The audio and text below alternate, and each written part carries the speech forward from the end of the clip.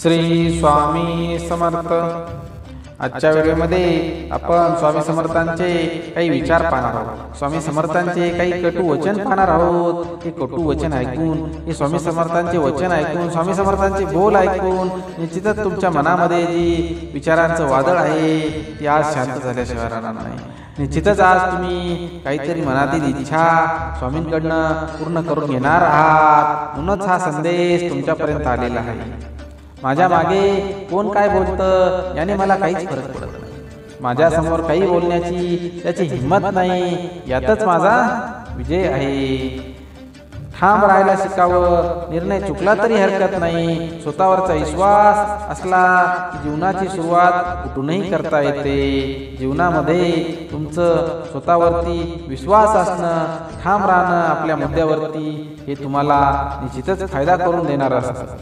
समुद्रात किती लाटा आहेत हे महत्वाचं नसून त्या किती किनाऱ्याला पोहोचतात, किती किनाऱ्याला स्पर्श करतात याला महत्व आहे. हे जीवनही असंच आहे.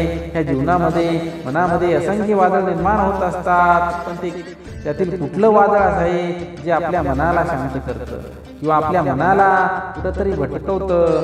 ते वादळ आपण ओळखलं पाहिजे आणि अशा वादळापासून आपण सावध राहिलं पाहिजे. आयुष्यातील असंख्य समस्यांची फक्त दोनच कारण असतात. एक तर आपण विचार न करता कृती करतो किंवा कृती करण्याऐवजी फक्त विचार करत बसतो.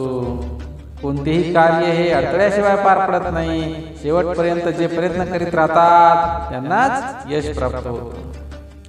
ना कुणाशी स्पर्धा असावी, ना कुणाच्या पुढे जाण्याची आकांक्षा असावी. फक्त स्वतःला सिद्ध करण्याची जिद्द हवी. जिद्द असेल तर ह्या जगामध्ये अशक्य असं काहीच नाही. तुम्ही माझा द्वेष करा किंवा माझ्यावर प्रेम करा, दोन्हींचा फायदाच आहे. प्रेम कराल तर मी तुमच्या हृदयात असेन आणि द्वेष कराल तर मी तुमच्या मनात असेन. श्री स्वामी समर्थ. प्रत्येक क्षणांचा आनंद घेऊन जगा, कारण गेलेली वेळ परत येत नाही आणि येणारी वेळ कशी असेल सांगता येत. आयुष्यात आजवर जगलो, प्रेम केले, हरलो, चुकलो, दुखावलो, विश्वास टाकला, चुका केल्या, पण प्रत्येक वेळी मी काहीतरी शिकत राहिलो, शिकण्याचा प्रयत्न केला. या मुद्द्यावरती जर तुम्ही ठाम असाल, यावरती जर तुमचा विश्वास असेल तर स्वामी आई मी तुझे बाळ आहे हे लिहायला विसरू नका. तुम्ही इतरांना जे सुख किंवा दुःख द्याल ते दुःख न चुकता तुमच्याकडे परत येईल. हा निसर्गाचा अटल नियम आहे. जे तुम्ही पेराल तेच उगवेल. त्यामुळं तुम्ही चांगले विचार केले पाहिजे. इतरांचा द्वेष भावना मनामध्ये न ठेवता कार्य केले पाहिजे. फुलपाखरू फक्त 14 दिवस जगतं, परंतु ते प्रत्येक दिवस आनंदाने जगून कित्येकांचे हृदय जिंकत. आयुष्यातील प्रत्येक क्षण हा अमूल्य आहे. ते आनंदाने जगा आणि प्रत्येक हृदय जिंकत राहा. फुलपाखराप्रमाणे इतरांची मनं जिंकण्याचा प्रयत्न करा. इतरांचं हृदय त्यांना खुश ठेवा. त्यांच्या हृदयामध्ये वास करण्याचा प्रयत्न करा. श्री स्वामी समर्थ. तुम्ही जर देवावरती श्रद्धा दाखवत असाल, तुमची जर अतोनात देवावरती श्रद्धा असेल तर God is great he comment टाकायला विसरू नका.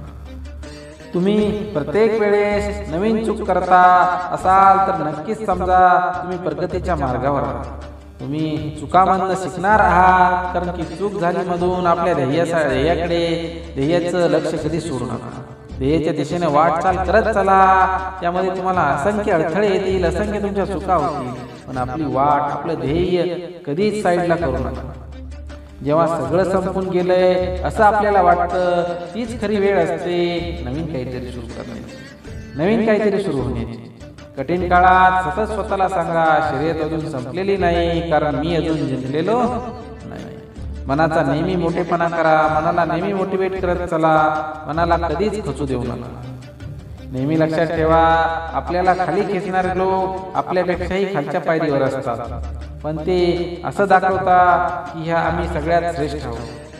ध्येयासाठी अतोनात प्रयत्न करा. जगाने तुम्हाला वेडे म्हटले तरी चालेल, कारण वेडेच लोक इतिहास घडवतात आणि शिकलेले लोक इतिहास असतात. तुम्ही आयुष्यात काय कमावले याच्यावर कधीच गर्व करू नका. कारण बुद्धिबळाचा खेळ संपला की सगळे मोरे आणि राजा एकाच डब्यात ठेवले जातात. वळून कोणी पाहिलं नाही म्हणून माळावरच्या चाफ्याचं अडलं नाही. शेवटी पानांनीही साथ सोडली पण पठ्ठ्यानं बहरनं सोडलं नाही. खेळ असो वा आयुष्य, आपलं सामर्थ्य तेव्हाच दाखवा जेव्हा समोरचा आपल्याला कमजोर समजत असेल. तुम्ही गरीब म्हणून जन्माला आलात यात तुमचा काही दोष नाही, पण जर तुम्ही गरीब म्हणून मेलात तर हा नक्कीच तुमचा दोष आहे. अपयश म्हणजे संकट नव्हे, आपल्याला योग्य मार्गावर आणणारे ते मार्गस्थ दगड आहे. हरला तरी चालेल पण फक्त जिंकणारा स्वतःहून म्हटला पाहिजे. हा खेळ आयुष्यातील सर्वात कठीण खेळ होता. कितीही मोठा पाठिंबा असला तरी यशस्वी तोच होतो ज्यांच्या रक्तात जिंकण्याची हिंमत आणि लढण्याची धमक असते. श्री स्वामी समर्थ. तुम्ही ठरलेल्या ध्येयावर लोक हसतात नसतील तर तुमचं ध्येय खूप लहान आहे हे लक्षात घ्या. जर लोक तुमच्या ध्येयावरती हसत असत, तुम्ही केलेल्या कर्मावरती कार्यावरती लोक हसत असतील तर समजून जा की तुम्ही घेतलेलं कार्य हे महान आहे आणि तुम्ही त्याच्या दिशेने प्रयत्न करत आहात. पैज लावायची तर स्वतः सोबतच लावा, कारण जिंकलात तर स्वतःचा आत्मविश्वास जिंकाल आणि हरलात तर स्वतःचाच अहंकार हराल.